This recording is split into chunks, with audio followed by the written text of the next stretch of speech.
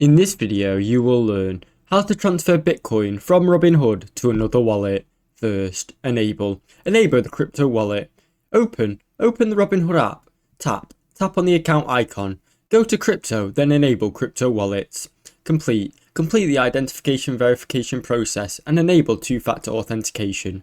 Get your external wallet address. Open your external crypto wallet. This could be Coinbase, Trust Wallet or Ledger, or another one.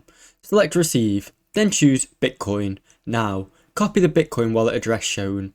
Initiate the transfer on Robinhood.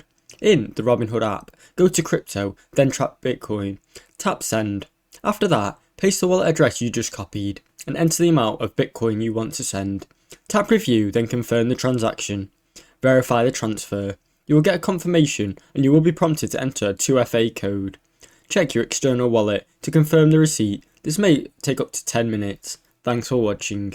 Don't forget to like and subscribe.